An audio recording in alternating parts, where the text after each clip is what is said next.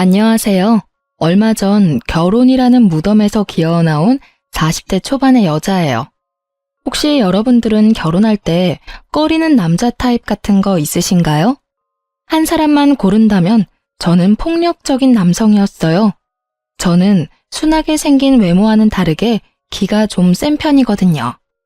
둘이서 서로 치고받고 할지도 모르는 그런 타입이라 남자 사귈 때 꼭 술을 먹여서 확인했어요. 술 먹으면 보통 그런 숨겨진 성향이 나오는 법이니까요. 그런 제가 이혼 후에는 완전 달라졌어요. 마마보이, 그런 남자만 아니면 된다고 생각하고 있거든요. 여러분의 짐작대로 저와 이혼한 전 남편이 마마보이였어요. 처음에는 그런 느낌 따위는 전혀 없었죠.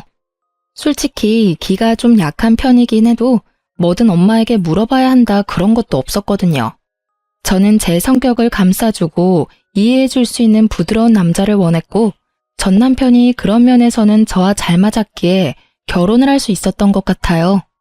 저와 남편은 조금 특이하게 제 고객의 권유로 만나게 됐어요. 당시 저는 금융회사에서 일하고 있었고 고객은 저와 잘 어울릴 것 같다는 남자를 안다며 소개시켜줬죠. 그렇게 만난 게 남편이었어요. 나보다 5살이나 어린 남자여서 처음에는 깜짝 놀랐어요. 제 나이가 그리 젊은 나이가 아니어서 항상 소개는 40대의 남자들만 들어오곤 했거든요. 그러다 만난 젊은 남자를 보니 참 풋풋하고 좋더라고요. 이때 제가 정신줄을 잘 잡고 있었다면 이런 사달은 일어나지 않았을지도 모르죠. 하지만 앞으로 이런 좋은 사람은 만나지 못할지도 모른다는 생각이 저를 그런 선택으로 이끌고 말았어요. 그래도 1년 동안 제 나름대로의 검증을 끝내고서야 남편과 결혼을 결심했어요. 그리고 시모와 처음으로 만나는 날 뭔가 쎄한 기분을 느꼈어요. 시모는 당시 혼자 일도 안 하고 살고 있었는데 집안이 무척 여유로운 느낌이더라고요. 일도 안 하는데 이만큼 여유로울 정도면 돌아가신 아버님이 유산을 많이 남겨주었겠다는 생각이 들었죠. 쎄한 기분은 시모 자체에서 나는 거였어요.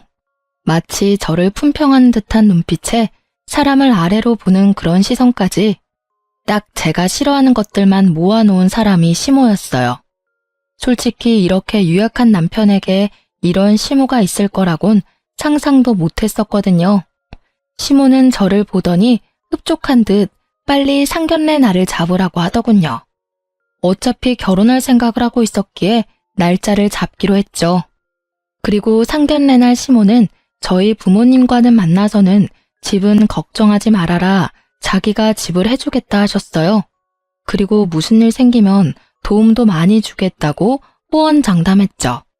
당시에 저는 대학 졸업 후부터 혼자 살며 전세를 마련해 두었거든요. 방 한 칸부터 시작해서 지금은 방 3칸에 30평대쯤 되는 전셋집을 가지고 있었죠. 시모가 집을 해준다니 저는 전셋집을 팔아서 혼수를 하고 나머지 돈은 비상금으로 가지고 있으려고 했거든요. 그런데 결혼식이 다 되어가도록 시모는 집에 대해서는 아무 말도 않더라고요. 나중에 시모에게 직접적으로 물었더니 아들이 모아놓은 돈이 없으니 일단은 제가 살고 있는 전셋집에서 살고 있으라고 하더라고요. 그러고는 결혼 후까지 입을 싹 닫아버리더라고요. 그렇게 시모에게 사기 아닌 사기를 당하며 저의 결혼 생활은 시작됐어요. 결혼을 하면 우선 경제권을 어떻게 할지 결정하잖아요. 솔직히 저는 혼자 사는 것에 더 익숙해져 있어서 같이 살기 전까지 거기에 대해 생각해 본 적은 없었어요. 그리고 솔직히 제가 돈을 더 잘 벌기도 하니 경제권은 반만 합치는 게 더 좋다는 생각도 했거든요. 그래서 처음에는 생활비를 각자 차출하고 집 살 돈은 각자 지정된 금액을 정해서 마련하자고 합의를 봤어요. 그런데 결혼 후 6개월쯤부터 남편이 생활비 60만 원을 주지 않더라고요.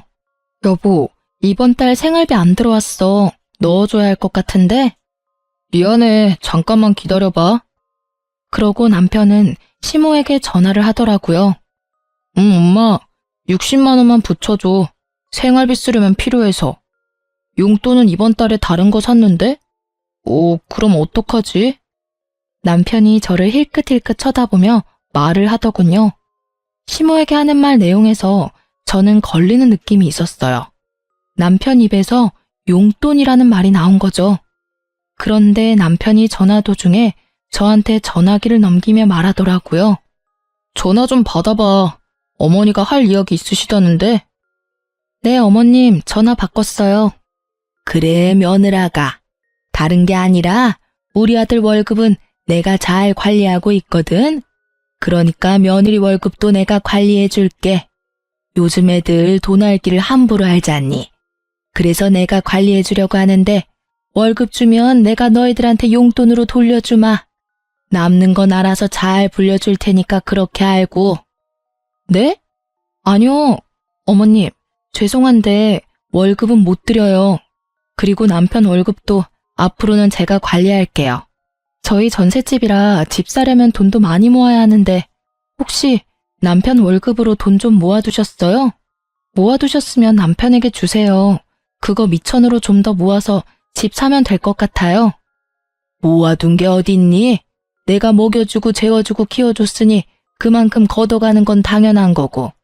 게다가 나는 일도 안 하고 혼자 사는데 당연히 걔가 나 먹여 살려야 하는 거 아니니? 어머니, 당연한 말씀이세요. 대신 제가 용돈을 넉넉히 챙겨드릴게요. 그거면 충분히 매달 생활하는데 불편함은 없으실 거예요. 나더러 용돈을 타서 쓰라고? 난 그렇게 못해. 어떻게 나더러 용돈이나 타서 쓰라고 하니? 굴러들어온 돌이 박힌 돌 뺀다더니 얌전하게 생겨가지고 너 생각하는 게 야가 빠졌구나. 벌써부터 며느리가 시어머니 곳간 열쇠 뺏으려고 하면 안 되지.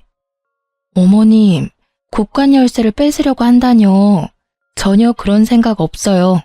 다만 어머니께서 남편 월급으로 관리하셨는데도 남편은 여전히 빈털털이잖아요. 제가 이제는 와이프고 저희 둘이 부부니까 제가 하겠다는 거예요. 어머님이 생각하시는 그런 거 아니에요. 아니긴 어디서 요망한 게 집안에 들어와서. 시모는 그렇게 이야기하더니 전화기를 뚝 끊어버리더라고요. 저는 남편에게 말했어요. 당신 잘 생각해. 어머님이 월급 관리하시는 동안 목돈이 하나도 없다는 건 이해 안 되는 일이야. 이런 식이면 당신이랑 나 절대로 우리 명의의 집은 못 가져. 그러니까 당장 다음 달 월급부터는 절대로 어머님한테 드리지 마. 내가 알아서 목돈 만들어 줄게. 어떻게 그런 식으로 말을 해? 엄마한테. 그럼 이렇게 생각해. 당신이 어머님한테 용돈으로 두둑히 드린다고 당신 월급에서 100만 원 어머님한테 드리고 지금처럼 60만 원은 자기가 용돈으로 쓰고 나머지는 다 적금 넣자. 그래야 우리 집 살 수 있어. 응? 대신 생활비는 내 월급으로 할게. 어때?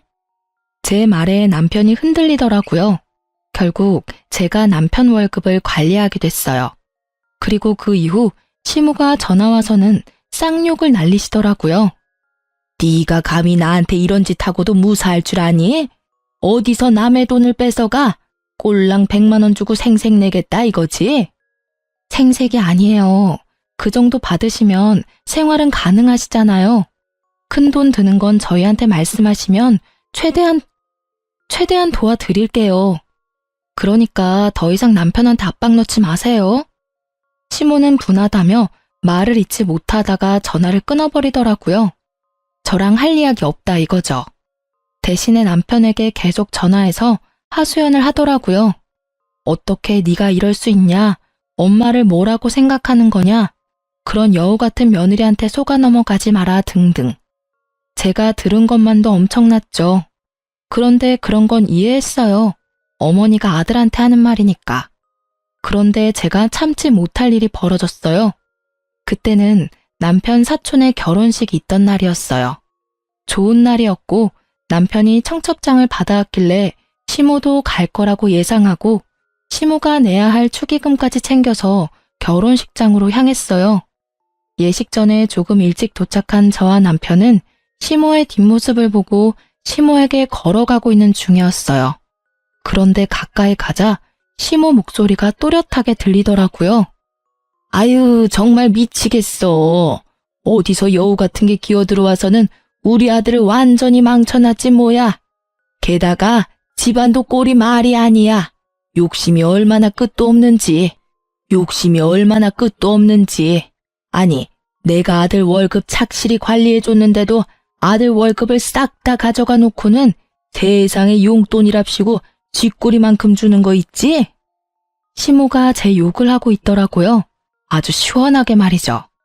일가 친척 다 듣는 곳에서 며느리 흉보는 시모를 보고 있자니 자기 얼굴에 침 뱉는 꼴이라는 걸 전혀 모르고 계시더라고요. 그렇게 열심히 자기 무덤 파는 시모를 모른 척하기에는 제 성격이 너무 더러웠죠. 어머님한테 돈 100만 원은 쥐꼬리만큼인가 보네요.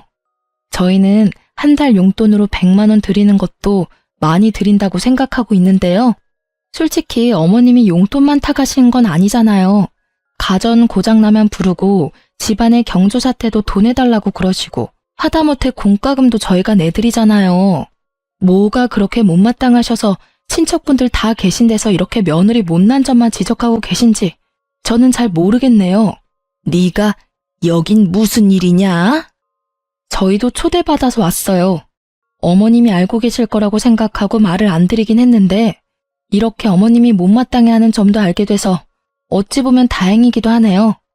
마음에 쌓아두는 것보다는 역시 푸는 게 더 편하시죠? 틀린 말은 아니지 않니? 난 평소 내가 생각한 대로 이야기한 거야. 다른 사람들도 네가 어떤 여자인지 제대로 알아야 하지 않겠니? 그래야 나처럼 당할 일도 없지. 마치 본인이 피해자라는 식으로 이야기하는 시모를 보니 너무 열이 받아서 미칠 것 같았어요. 결국은 참지 못하고 퍼부어버렸죠. 어머님이 그렇게 생각하신다니 유감스럽네요. 솔직히 저도 어머님에 대해서 하고 싶은 말은 많지만 꾹 참고 있었거든요.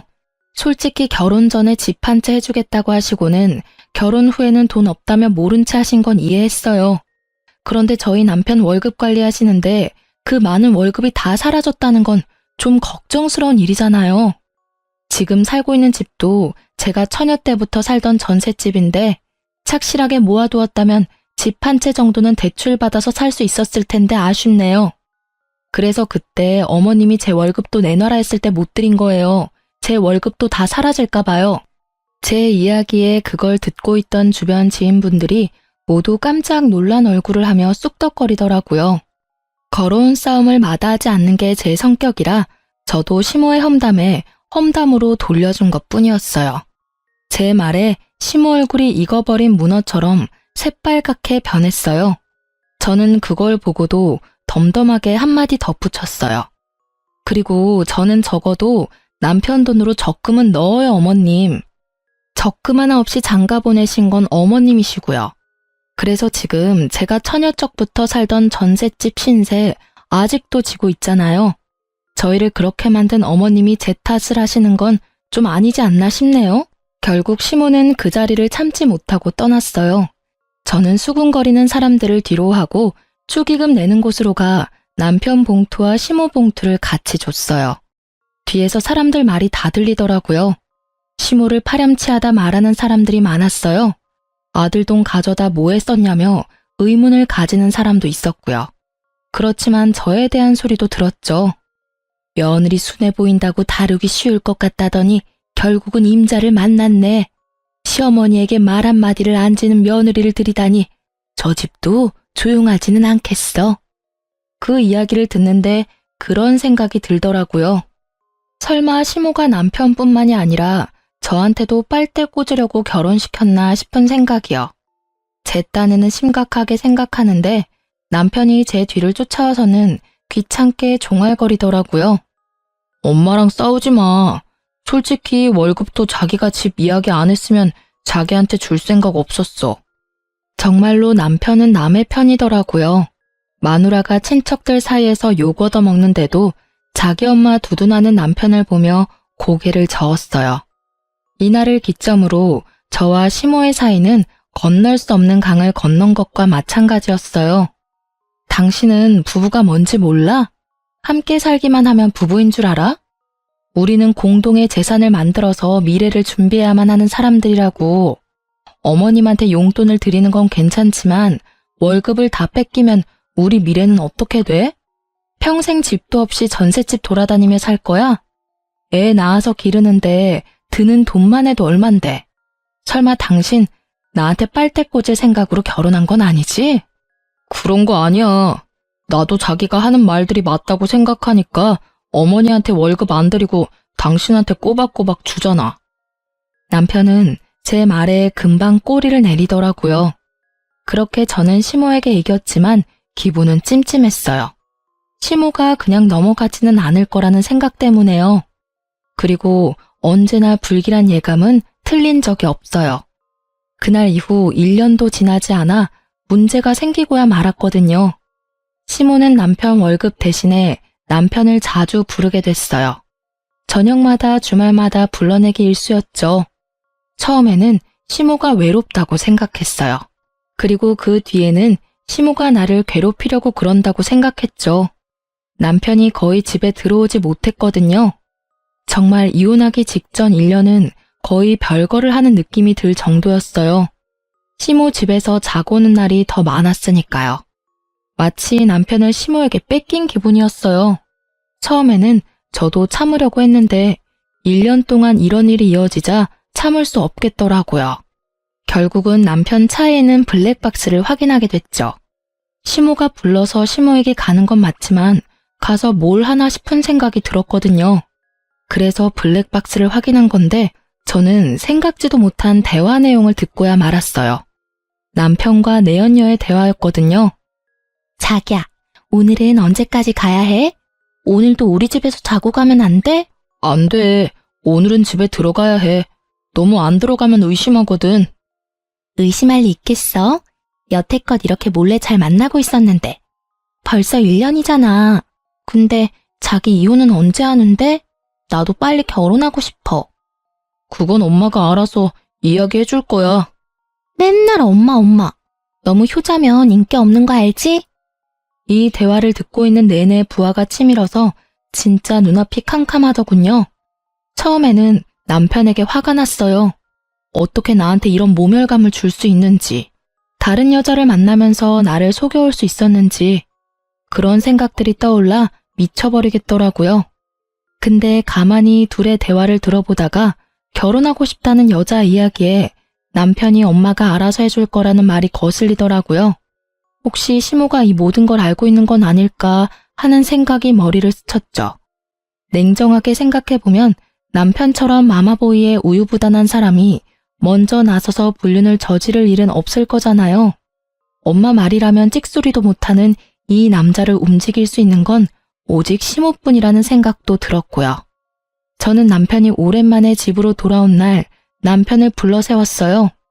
당신 나한테 할 말 없어? 무슨 할 말? 없어. 나 피곤해. 먼저 씻고 잘게. 피곤하겠지. 1년을 다른 여자랑 두 집 살림하면서 얼마나 피곤하겠어. 안 그래? 제 말에 뒤돌아서 욕실로 가려던 남편이 뚝 멈춰서더군요. 여태껏 재미 좋았나 봐. 그치?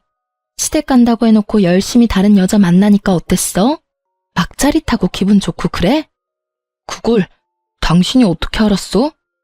이제 이야기할 마음이 들었나 보네. 내가 어디서 어떻게 알았든 지금 중요한 건 그게 아니지. 네가 불륜을 저질렀다는 게 중요한 거잖아. 너 진짜 날 뭐라고 생각하는 거야? 1년 동안 별거 하듯 지낸 것도 다 그 여자 때문이지? 그 여자 누구야? 어떻게 만난 사이인데? 뭐라고 말이라도 좀 해. 답답해서 돌아버리겠으니까. 난 할 말 없어. 그냥 당신이 보고 들은 그대로야. 나 다른 사람 만나는 것도 맞고 당신 배신한 것도 맞아. 그게 그렇게 당당하게 할 말이야? 적어도 미안하다는 말부터 해야 하는 거 아니야? 왜 아무 생각이 없어? 미안하다는 생각도 안 들어? 그런 거면 너 진짜 인간 쓰레기야. 나한테 소리 지르지 마. 나도 엄마가 시켜서 한 거라고. 그러게 처음부터 엄마 하라는 대로 했으면 이런 일 없었을 거 아니야. 이렇게 된 건 당신 탓도 크다고. 알아? 어디서 큰 소리를 쳐. 그래서 엄마가 시키는 대로 한 너는 잘못 없다 이거야? 웃기지 마. 너희 엄마가 불륜을 저지르라고 말했더라도 네가 양심이 있는 새끼면 안 된다고 말했어야지. 좋다고 다른 여자랑 붙어먹고는 뭐? 엄마가 시켜서 한 일이라고? 네가 애야?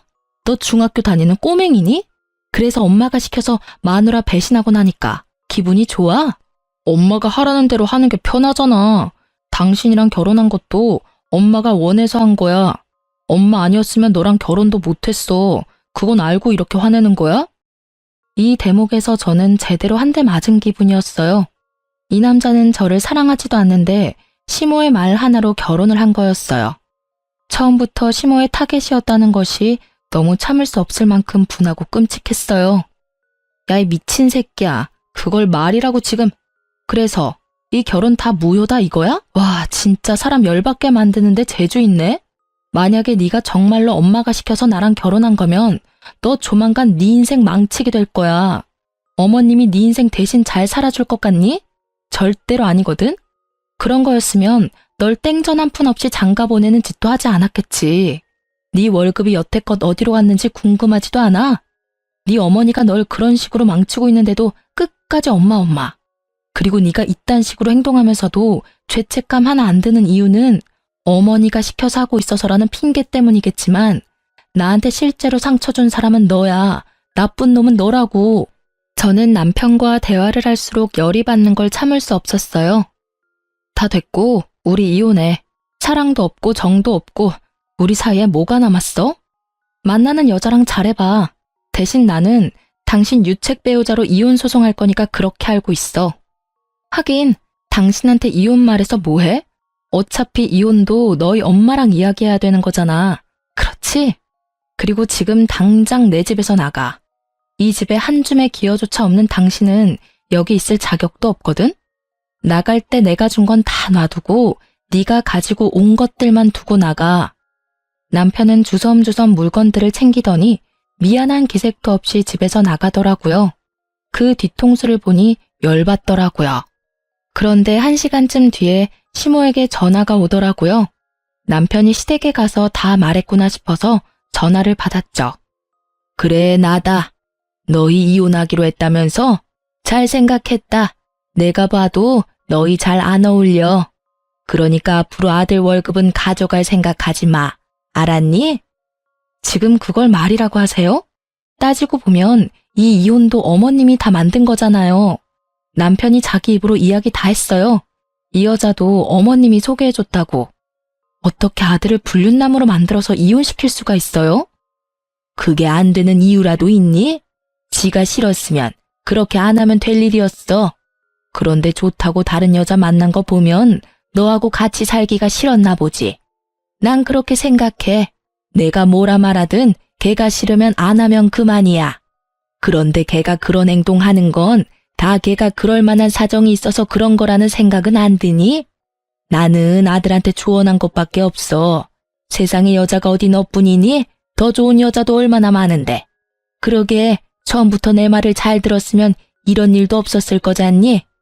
네 인생에 오점을 남긴 건 다 네 탓이야. 그 이야기를 듣고 있노라니 남편 상간녀의 목소리가 떠오르더라고요. 그 여자는 알까요? 시모가 노리고 있다는 것을? 살다 상간녀가 측은하기는 처음이었어요. 그렇지만 그 여자도 다 알고 이 계획에 편승했잖아요. 그런 점에서는 그 여자도 자기가 직접 당해보면 알겠죠. 저는 시모에게 말했어요. 아들이 귀한 건지 아들이 가져다주는 월급이 귀한 건지는 모르겠지만 어차피 이혼하기로 했으니까 이혼 서류 작성해요. 그리고 저는 절대로 합의 못 봐요. 무조건 소송 가서 부당하게 제가 당한 건 다 돌려받을 거예요. 그렇게 알고 계세요. 저는 그렇게 이야기하고 전화를 끊어버렸어요. 목소리를 듣고 있으니 맨정신을 유지하기가 너무 힘들었거든요. 결국 그날은 누구에게도 이야기하지 못한 채 끙끙대며 술이나 진탕 마셔댔어요. 제 인생에 이런 일이 벌어질 거라는 건 상상조차 못했거든요. 그렇게 숙취에 시달리면서도 제가 제일 처음으로 한 건 이혼 전문 변호사를 찾는 일이었어요. 그리 어려운 일은 아니었어요. 주변에 이혼한 친구가 있는데 그 친구에게 소개받았어요. 그렇게 변호사 만나고 돌아오는 길에 시모가 전화가 왔더라고요. 너 이혼하려면 재산 분할해야 하는 거 알지? 어차피 우리 아들 월급 네가 다 가져갔으니까 그 절반은 돌려줄 거라고 생각해도 되겠지? 그리고 너희가 살던 그 집도 말이다. 그거 어차피 유지하는데 우리 아들 돈도 들어갔을 거잖아. 그 집 전세금도 반은 줘야 하지 않겠어? 그 집은 제가 결혼하기 전부터 살고 있었던 전셋집이에요. 그 집 들고 올 때 남편은 돈 한 푼 없이 결혼했죠. 어머님은 도와준다고 말만 하고 아무런 도움도 주지 않았으니까요. 결혼할 때부터 애초에 아무것도 가지고 오지 않은 남편에게 제가 무슨 재산을 나눠야 할지 모르겠네요. 너희 부부였어. 5년을 같이 살았으면 그 집에 돈 한 푼 안 내도 유지비에 들어간 돈이 있을 거라고. 그에 대한 재산 분할을 원하는 거야. 원하시는 거 다 변호사랑 상의 한번 해보세요. 가져가실 수 있는 게 있나. 그리고 어머님이 뭔가 착각하시나 본데 이 이혼은 제가 원해서 한 이혼이 아니에요. 이혼하자는 말이 제 입에서 먼저 나왔을 뿐이지. 이혼 원인 제공은 어머님과 남편한테 있거든요. 그리고 남편은 유책 배우자고 어머님은 남편에게 여자를 소개해준 사람이죠. 그래서 어머님 상대로도 위자료 소송할 거고 그 여자 상대로도 위자료 소송할 거예요. 돈이 생기더라도 다 다시 저한테 돌아올 수밖에 없을 거예요. 이혼을 하게 된 원인이 왜 우리 아들이고 나야? 네가 문제지. 네가 나한테 한 짓들을 알고도 법원이 네 손을 들어주겠어? 그러니까 다 법대로 하시자고요. 저는 더 이상 어머님하고 할 말 없어요. 뭘 알고 계셔야 답이라도 하지. 아무것도 모르고 계시는데 무슨. 변호사랑 상의하세요. 전화를 끊고 나니 화딱지가 나더군요. 이혼하게 된 것도 열받고 짜증나는데 제가 가진 재산마저 반으로 나누자니 더 열받더라고요. 솔직히 남편 월급 중에 절반은 시모가 가져간 거나 다름없거든요. 남편 월급이 여태 어떻게 쓰였는지 알면 도리어 나한테 돈을 줘도 모자랄 판이건만. 그렇게 시모와의 전화통화를 끊었는데 모르는 번호로 전화가 오더라고요. 무시하려다가 혹시나 해서 전화를 받았는데 남편 상간녀가 전화가 왔더라고요. 만나서 할 이야기 있다고 해서 저도 그 여자한테 충고나 해줄까 싶어 나갔어요. 저는 그 여자 얼굴도 몰랐는데 그 여자는 제 얼굴을 알고 있더군요. 그런데 그 여자를 보는 순간 아 하는 소리가 절로 나왔어요. 얼굴이 무척 순하게 생겼더군요. 남 싫어하는 소리는 못할 것처럼 순둥순둥하게 생긴 얼굴이 시모가 딱 좋아할 것처럼 보였죠. 이 여자가 새로운 시모의 호구구나 싶었거든요. 그런데 저를 여기까지 불러낼 정도면 시모가 원하는 그런 순한 여자는 아니다 싶었어요. 무슨 일 때문에 보자고 하셨나요? 그 사람 이제 좀 놔주세요. 솔직히 1년도 더 넘게 부부다운 생활 못 하셨잖아요. 그 사람 이제 제 사람이에요. 그쪽 분도 이제 알 때는 된 것 같은데 왜 놔주지를 못하고 계속 그 남자한테 집착해요? 이건 또 무슨 뜬금포인지 저는 고개를 갸웃했어요. 저는 남편을 잡은 적이 없었고 먼저 이혼하자고 했었는데 죄송한데 뭔가 잘못 알고 있으시네요. 저는 그 사람한테 집착한 적 없어요. 이미 이혼 서류도 제가 써서 그 사람한테 먼저 줬고요. 제가 그 사람한테 집착한다고 누가 그러던가요? 혹시 그 사람 어머니가 그런 말 하던가요? 제가 집착하고 있다고? 그래서 그 어머니 몰래 여기 나 부른 거고. 여자는 대답도 못하고 빤히 쳐다만 보더라고요. 자기가 섣부르게 행동했다는 생각이 있었겠죠. 저는 그 여자 몰래 핸드폰을 켜서 녹음 먼저 했어요. 아가씨, 솔직하게 말해봐요. 제 남편 만난 거 그 사람 어머니 때문이죠? 중간에서 누가 소개를 해주고 싶다고 하던가요? 좋은 사람 있다고? 상간녀는 여전히 입을 다물고 있더군요. 입을 열면 불리하다는 생각을 했나 봐요. 내가 이런 말하면 어떻게 비칠 줄 알긴 하는데 말하지 않고 넘어갈 수는 없을 것 같아요. 제 남편 어머니 보통 사람 아니에요. 사람을 돈으로 보는 경향이 있거든요. 저희 헤어진 것도 남편이 당신이랑 바람나서 헤어진 게 아니라 시어머니가 남편에게 당신을 소개해줘서 저랑 남편이랑 헤어지게 만든 거예요. 그게 뭐가 문제죠? 어머님은 저한테 며느리가 너무 못됐다고 하셨거든요. 아들을 구속하고 집착하고 월급까지 가져가는 도둑이라고요. 그런 여자라면 당연히 엄마라면 떼어놓고 싶겠죠. 저는 속으로 웃음이 나더군요. 시모는 또 꽝을 뽑으셨더라고요. 이 정도로 당당한 여자가 시모가 하는 대로 놔둘 리 없죠. 그래요? 그럼 결혼 전에 약속받으신 건 뭐가 있어요? 집을 해준다던가요? 돈을 해준다던가요? 그걸 왜 당신한테 말해야 하죠? 저한테는 집도 주고 돈도 주신다고 하셨는데 결혼식 이후에 입 싹 닫으셨거든요. 그리고 그 월급 이야기도 안 할 수 없네요. 결혼 전에 남편 월급을 시어머니가 관리했어요. 그런데 결혼할 때 돈 한 푼 없이 저한테 왔어요. 어머니가 관리해 주셨다면 당연히 목돈이 있어야 하는데 한 푼도 없는 것이 이상하다 싶었는데 다 쓰셨더라고요. 남편한테는 달랑 60만 원 용돈 주면서 그러더니 저한테 제 월급도 관리해 주겠다고 하시더라고요. 이제 무슨 말인지 아시겠어요? 전 그런 거 안 믿어요. 솔직 헤어지는 마당에 무슨 말인들 못하겠어요. 그냥 이혼이나 빨리 해줘요. 저한테 이상한 이야기 하지 마시고요. 이혼은 소송 들어갈 거예요. 그리고 이런 이야기 일부러 해주는 거예요. 충고. 당신은 나처럼 되지 말라는 충고. 그 시어머니 본성 알면 결혼 생각도 못 할 텐데. 용감하시네요. 저는 그 집안 사람들에게 두 손 두 발 다 들었으니 당신은 잘해보세요. 또 모르죠. 말 잘 들으면 길게 갈지도? 조언을 해준데도 들을 생각이 없는 상간녀를 보며 저는 미련 없이 자리 떠났어요. 상간녀의 눈빛에 가득한 불신의 기운이 참으로 안타깝게 느껴지긴 했죠. 하지만 상간녀가 남편이 유부남인 거 알고 만났다는 증거만 있으면 저야 앞으로 그녀에게 일어날 일들 같은 건 신경도 안 쓰이니까요. 이미 충고해줬는데도 들을 생각 없으니 자기 팔자인 거죠.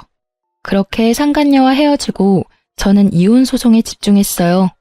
사실 남편 앞으로 모아둔 목돈이 있었거든요. 남편 월급 중에 시모에게 들어가는 돈과 남편에게 들어가는 돈을 제외한 나머지 돈은 모조리 저축해두었는데 그게 참 아깝다는 생각이 들었어요. 왜냐면 제 월급은 오롯이 생활비로 다 빠져나갔거든요. 그래서 돈을 모을 틈이 없었어요. 시모와 남편은 그 돈의 존재를 알고 나서는 그 돈 내놓으라며 난리였어요.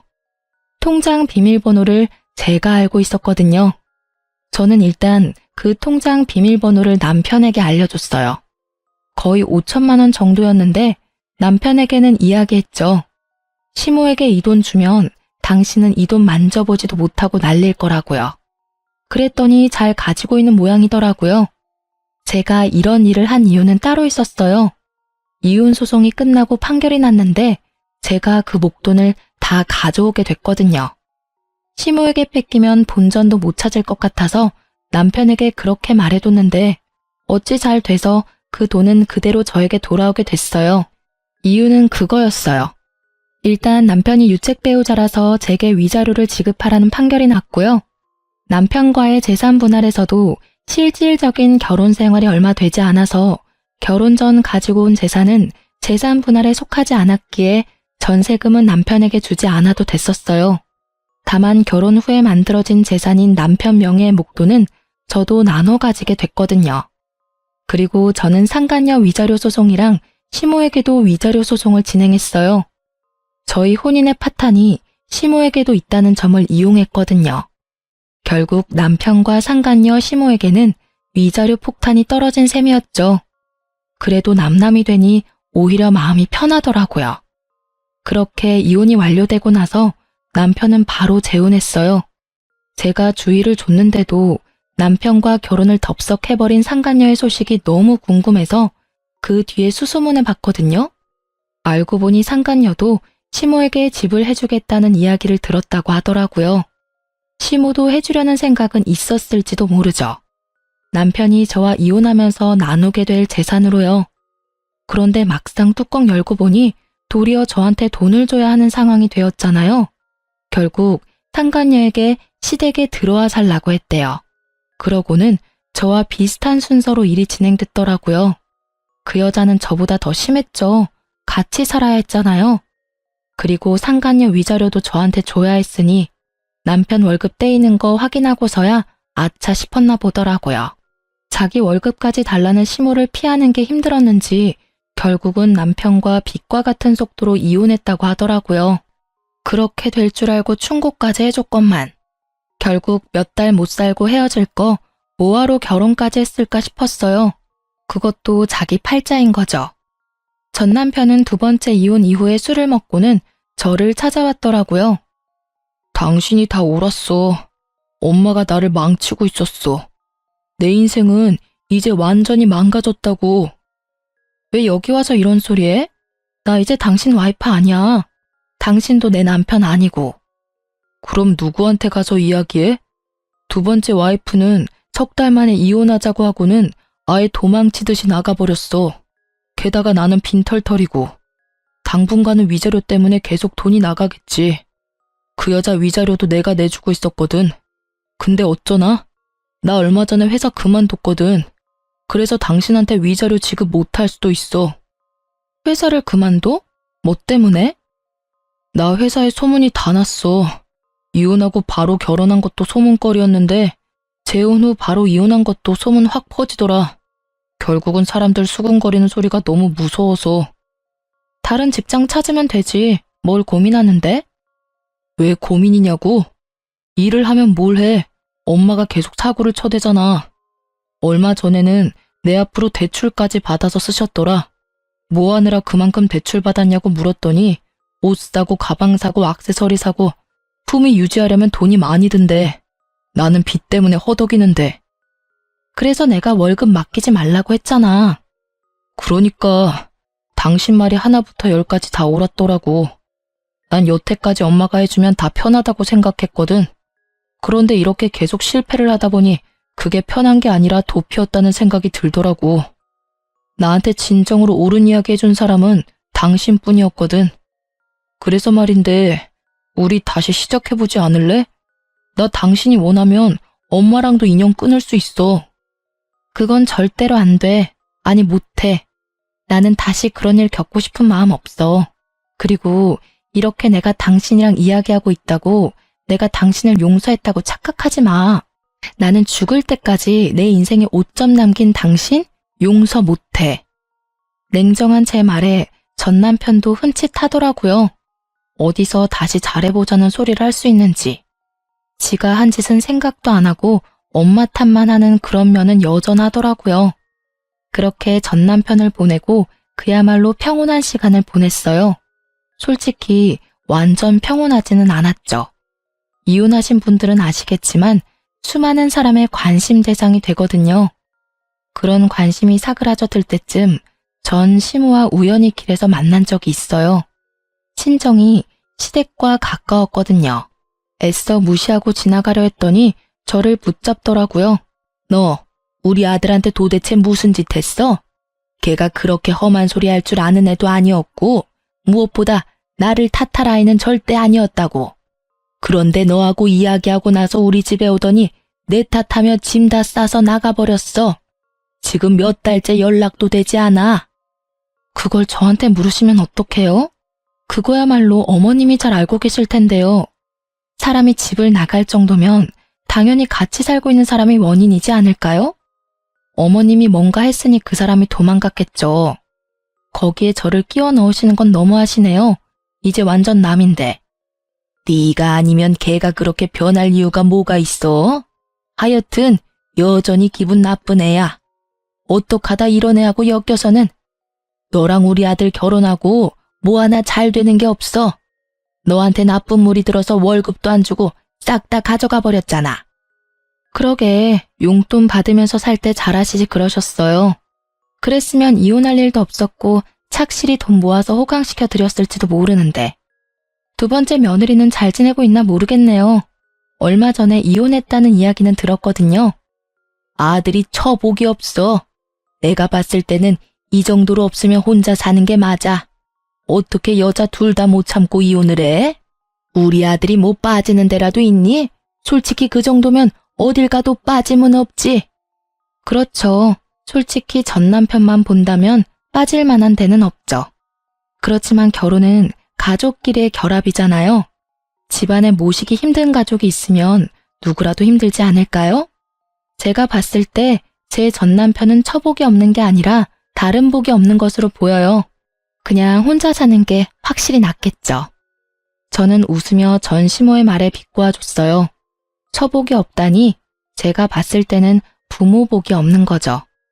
뭐 본인도 마마보이가 되어서 여태껏 편하게 살긴 했겠지만 어쨌든 전 시모는 돈이 떨어져서 그런지 전 남편을 애타게 찾더라고요. 그럴수록 아들이 더 꼭꼭 숨어버린다는 걸 왜 모를까 싶었어요.